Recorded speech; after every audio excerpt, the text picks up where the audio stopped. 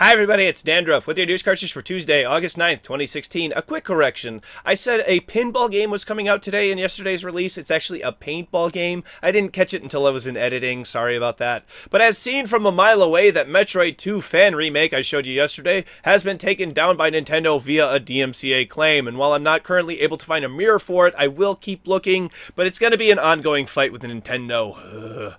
Speaking of crappy things Nintendo is doing, the archive of 150 or so issues of Nintendo Power has been taken down to protect Nintendo's IP for future use. And while they are correct, it could jeopardize their IP, and they are in the right to do so. In my opinion, it just sucks to not have access to those articles. But trust me, very few people are out there looking for old news, so it's probably not worth it for Nintendo to host this themselves. However, released to the same site, archive.org, is over 2,000 games from the Amiga, the cousin computer to the Commodore 64. Something nice Nintendo is doing is releasing a $150 version of the new 3DS, along with lowering the price for select titles like The Legend of Zelda Ocarina of Time 3D and Super Mario 3D World to just $20. Blizzard has been working on a fix to a glitch that allows other characters to play Lucio Ball, saying they've been trying but to no avail, and they should have a fix next week. But in the meantime, people caught exploiting the glitch can be subjected to penalties. Bethesda commented that both their games Rage and The Evil Within had sold well enough and will be funding sequels.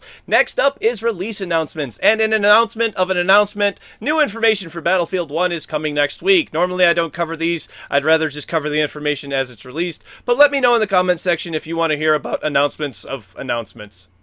Persona 5 is releasing on PS4 in Europe and North America the same day, February 14th, 2017. Pac-Man Championship Edition 2 will be on PC, Xbox One, and PS4 on September 13th for $13. A Dead Rising collection has been confirmed by Capcom after it leaked on the Xbox Store a few weeks ago and is coming to Xbox One and PS4. And finally, for teasers, Read Only Memories got a release date and then got delayed almost immediately to sometime late in September. A secret message about Sombra has been decoded from a screenshot from Overwatch. It's in Spanish, and find out what it says today on News Cartridge.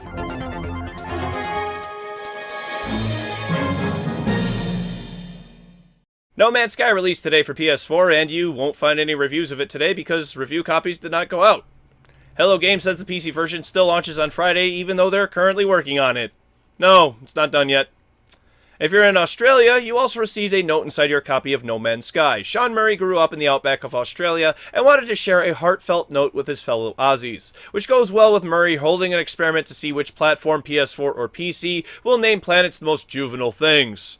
The servers are going to be separate. Some players are complaining they wasted time playing. When you first start the game, you are presented with a white screen and a square. Simply pressing the square button does nothing. You must hold the button for the game to start. Many gamers also thought their PS4 was frozen or had crashed.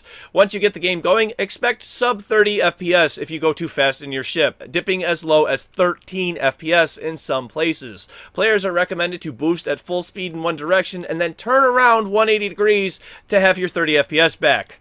Ha! Isn't that rich?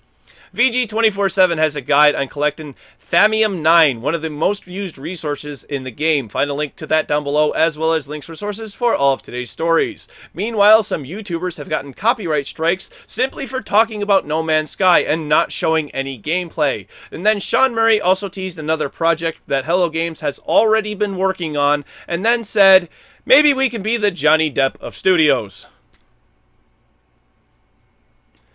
In conclusion, let's hear it from the critics. It stinks. Well, not quite, but coming from many game reviewers and critics that I trust, the game is getting overwhelmingly mediocre comments, many of them claiming it's just boring.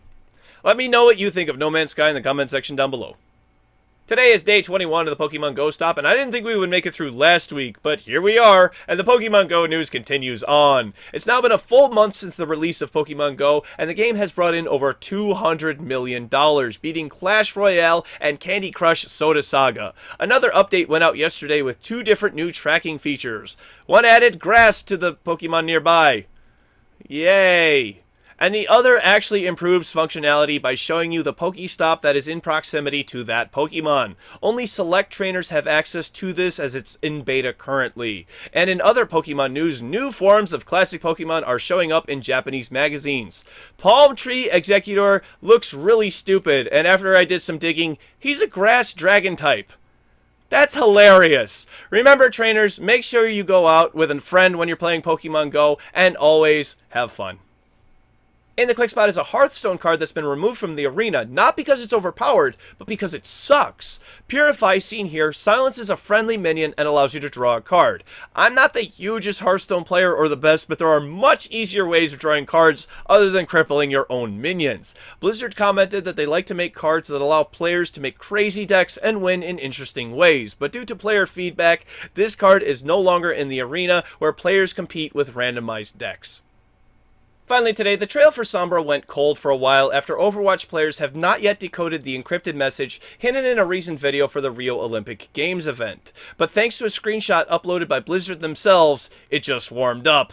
Blizzard has a page of videos and screenshots to showcase the game, which is pretty typical, until you see the one picture that is doubled and distorted. The picture was subjected to a process called data smoshing, which corrupted the picture by adding in data that was not original to it.